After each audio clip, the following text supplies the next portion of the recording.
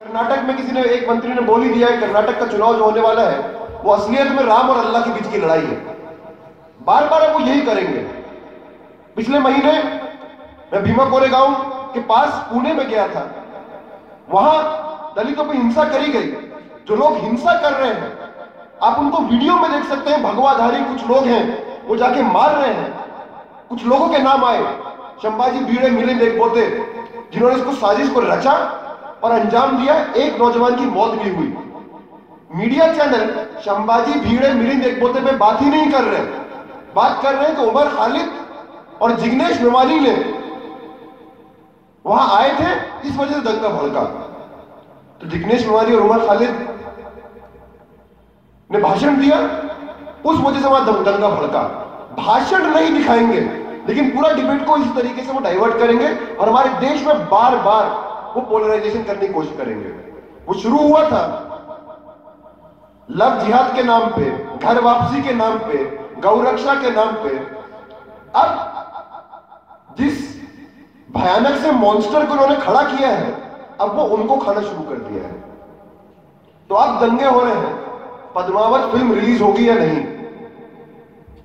जब मैं ये अलग अलग जो न्यूज चैनल के एंकर हैं, चाहे वो अर्नब गोस्वामी हो, चाहे वो जी न्यूज के लोग हों, जब मैं उनको देखता हूं कि करनी सेना वालों से लड़ रहे हैं तो अंदर से एक अजीब सी हंसी आती है। जब उस करनी सेना के सामने देखता हूं मन करता है और दिमाग में जो ख्याल आता है कि जिस करनी की तुम बात कर रहे हो जैसी करनी वैसी भरनी, और वही करनी सेना सामने आ गई है। यही जब मुसलमानों के साथ हो रहा था, दलितों के साथ हो रहा था, अफराजुल को मारा गया, पहलू खान को मारा गया, अखलाक को मारा गया, जब तो कभी डिबेट करा ही नहीं। जब तो आपको इस चीज की शर्म नहीं थी कि किसी इंसान को मारा गया।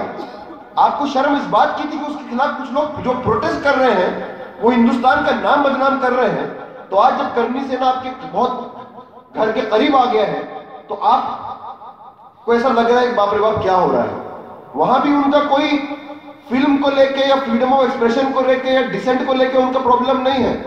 जो फिल्म है उसमें मुकेश अंबानी का पैसा है और जितने मीडिया चैनल हैं पैसा फेंको तमाशा देखो, सीधा सीधा खेल यही है। लेकिन जो ये जितना कुछ पद्मावत को लेके हो रहा है, मतलब एक तरफ मोदी साहब स्विट्जरलैंड जाते हैं, डावोस में जाके स्पीच देते हैं वर्ल्ड इकोनॉमिक फोरम में और बोलते हैं हिंदुस्तान आओ, हिंदुस्तान में अमन है, चैन है, यहाँ बिजनेस करने की बहुत सारी एवेन्यूज हैं। उसी समय यहाँ बसों को जलाया जा रहा था, बच्चों पे हमले किए जा रहे थे। तो मेरे दिमाग में ख्याल आया कि एक तरफ तो पद्मावती का बवाल है, दूसरी तरफ इस जुमलावती के जुमले हैं और हम इस बीच में क्या सोचें। वहां जाके मोदी साहब बोल रहे हैं एक के बाद एक जुमला।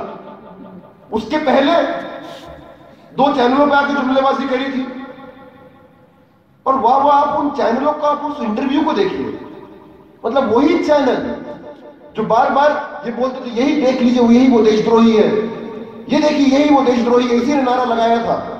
टीवी पे डिबेट में बुलाते हैं तो डिबेट में बोलने नहीं देते, बड़े बड़े शेर बने रहते हैं। जब मोदी सामने आया तो भीगी बिल्ली की तरह चुपचाप वहीं बैठ गए थे। जी मोदी जी, जी मोदी जी। वो जुमलेबाजी उन्होंने वहां करी, वही जाके पे डावोस में करी। बोला हमारी सरकार है जो विकास लेकर आई है और हमारा नारा है कि विकास सबके लिए होना चाहिए, इसलिए हमारा नारा सबका साथ सबका विकास है।